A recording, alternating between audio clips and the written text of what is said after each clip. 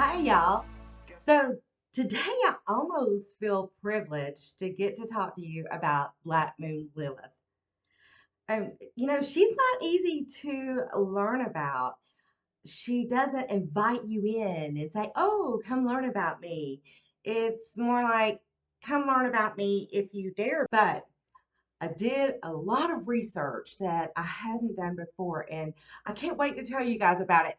So, I want to talk to you about what she really is in our chart, what that means to you in your natal chart, and in progression and in transit, and also about the myth of Lilith, and lastly, the aspects that she makes with our planets and what they mean. So I'm going to save that one for last. So stick around because this is so interesting. I think you guys are going to enjoy this a lot. Okay, so let's start with what exactly is Black Moon Lilith? Well, she is the darkest point of our chart. She's actually the apogee of the moon being the light in our chart, and is the point that's furthest away from the earth. Is the darkest part of the chart. So if she's the darkest part of the chart, um, is there a positive attribute to her? Yeah, she is raw, primitive, primal, instinctive, creative power, period. So the moon in our chart, it holds our past memories. It's what makes us comfortable. It's mother, it's emotions. Lilith is quite the opposite. She is rage. She is chaos. She's archaic energy. She's rebelliousness. She's pride. She's also the spiritual feminine power, the wild feminine. So it doesn't matter if you associate it with male or female because we all have masculine and feminine inside us. She is the power to create. She's our connection with pure instinct. So, in the beginning, there was the great goddess. Then she was demonized by the patriarchy and she was silenced until recently. And once again, the goddess has begun to be recognized. So, there are many myths about Lilith, there are as many myths as there are cultures. But this is the one I relate to personally the most. So, in the beginning, in the Garden of Eden, there was Adam and there was Lilith. So, Adam wanted Lilith to submit to him. When they had sex, he wanted to be on top. So she wouldn't submit to him, and she was angered, and she dared to speak out loud the great name of God, and she had to leave paradise. So she had sex with Satan and had all of these thousands of demon babies. Well, God sent three angels to bring her back to the Garden of Eden, and she refused. And the angels took from her demon babies. So, this is why she's associated with children. And mothers, she would go when mothers were having their children or soon after they were born, and she would kill the babies. And the mothers would call upon the name of Lilith to please spare their children. She was often thought of as a succubus that would come to men in the middle of the night and have sex with them while they were sleeping. So monks of old would sleep with their hands over their genitals or hold a crucifix there so she couldn't come to them. So this is the association that Lilith has with sex and with children. But I think the most important thing is she was Adam's equal. That's the part that I like most about the story. This is really interesting to me because it takes Lilith 9 years to circle the zodiac with 9 months in each sign. That's the exact time of gestation for a human pregnancy. So, yeah, another correlation to children and sex. So, how does she act in the natal chart? How does she act according to aspect, sign, and house in our charts? This is a place where you can find great difficulty as well as great potential for visceral talent. She's impulsive. Impulses can be created, can be channeled into creative actions. She's an indicator of unfulfilled wishes in that place in our chart. It's an area of our life that we need to look at more carefully. What is the deal here? Why is this placement in our chart so dark? It's a point that describes a void, maybe a void in our life. We'll most certainly a void in our life, but it can also be a place of black rage. Now, as I've done charts over the years, I've noticed that some people, they really, Lilith is really active in their chart, and you can tell. And some people, she doesn't seem to show up much at all. So that's what I was talking about. There's always so much more to learn about her. So this is also a point in your chart where it's pure energy, that pure force of nature that's bound by no rules. So she can also represent occult abilities in the chart, this instinctual knowledge. She's all about this instinct. It's so primal. She is also sexual energy. And in karmic astrology, this is also a place in the chart that it may represent regret for something that we didn't carry out properly in another incarnation. So BML is most at home in Capricorn.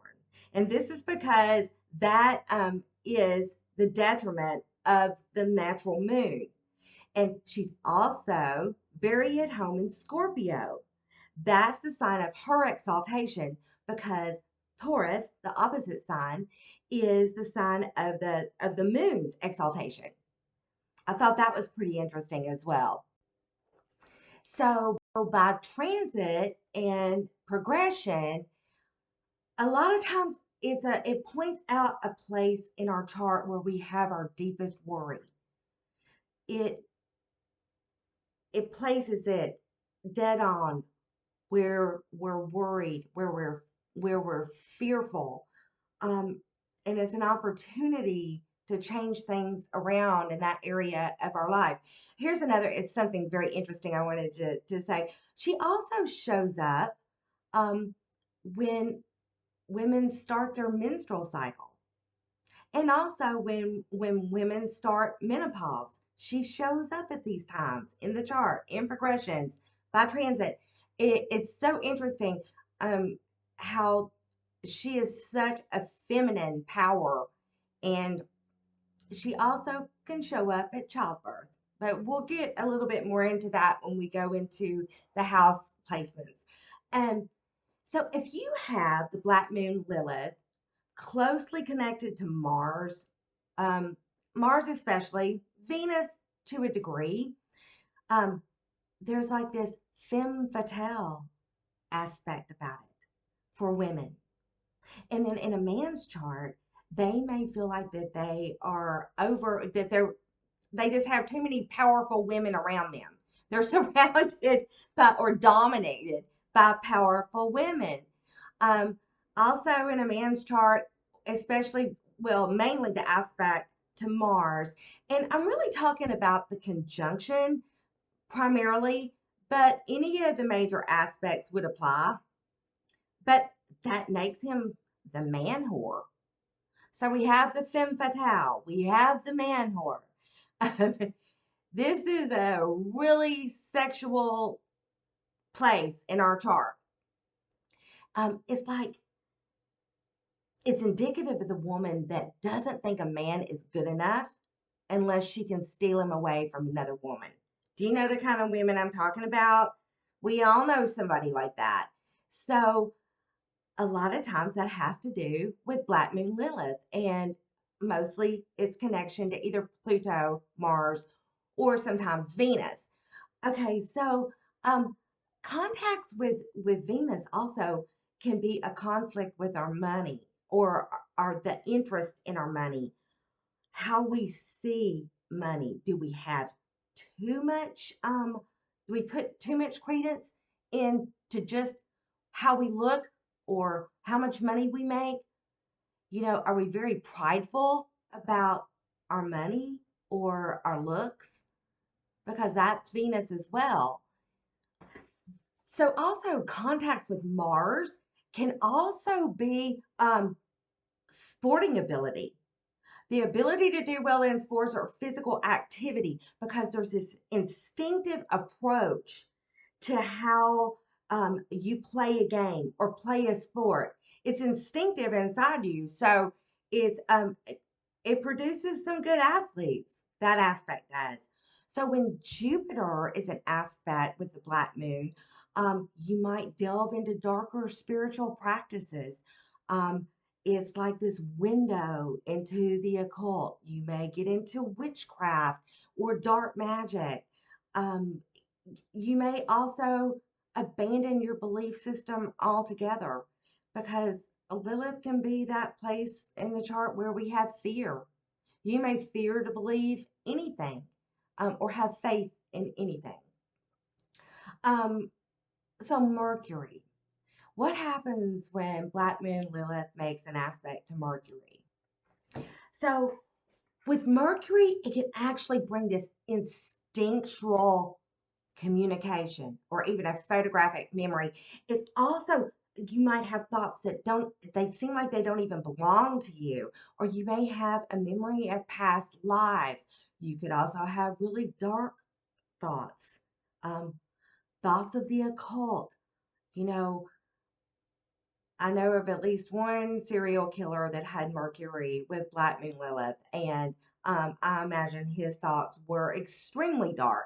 So that's one manifestation of Mercury with Lilith, but also it could give you that ability to communicate with others because you instinctually know. I mean, you just know what to say. So I think that one's pretty cool. So Saturn aspects can bring up primal fears. You know, Black Moon Lilith is primal. And with Saturn, Father Time, the Lord of Karma, that can just bring up this, you know, fear that you don't even understand where it's coming from, which is like the worst kind of fear, right? Because we don't even understand what we're afraid of. This is also a place where you might have this uncanny understanding of past lives and may even remember some of your past lives. Um, Saturn also represents the patriarchy. So, uh, to my way of thinking, Black Moon Lilith and Saturn would be pretty difficult to integrate into um, a workable situation in your life because they're so different. Um, but we can work with anything, right? So let's move on to Pluto. So Pluto is also a very sexual planet. Um, Sexual, occult. I think that Lilith probably enjoys being in close proximity to Pluto because they're kind of alike in a way. Pluto's almost as dark as she is, so I have a feeling they may enjoy each other just a little bit. So, with Uranus, this could be seeds of rebellion. The rebelliousness echoes the rebelliousness in Black Moon Lilith. So again, these two are kind of alike, but you could also use either aspect to fight for whatever you feel is right. Um, this rebelliousness and this deep transformative power of Pluto, along with Lilith and that instinctive and primal ability to know things, You could really be an advocate for whatever cause that you feel called to. Okay, so Black Moon Lilith with Neptune. This could bring on great intuition, or you could take a deep dive into escapism just to get away from that rage of Black Moon Lilith and the pain that it can bring. Neptune likes to put on the rose colored glasses and really doesn't want to experience those things. So, escape, drugs, alcohol, a sex, any kind of activity or substance that you would use to escape from reality for a while. But then on the good side of things, the Black Moon Lilith with Neptune could also bring, this great intuition about humanity, being able to see things that other people just can't see. So the moon with Lilith, making an aspect to Lilith, you were just trying to integrate light and darkness. It's almost as simple as that. Also, this could lead to putting women on a pedestal, or it could also lead to the absolute hatred of women for men and women alike. It doesn't matter. Or hating all things feminine, or worshiping all things feminine. This is one way the moon could move with Black Moon Lilith. Also, when the sun is with Lilith, you have a strong sense of who you are, but you may feel lost in that void, the void that Lilith causes in our chart, that darkness. Um, you may use the forces of Lilith to you know, for the creative power of your own ego to build yourself up. You might be terribly egotistical and think you're never wrong. It can almost be, what is that word? Tyrannical, when you're a tyrant or when you want to rule over people. So the sun with Lilith is another aspect that um, can lend itself to good or evil, just like all of these aspects can. Um, this has been so much fun. So next week or soon, I want to bring you Lilith through the houses because the house that she's in your natal chart says so much about how she shows up in your life. All right, see you next time, guys. Thank you. Bye.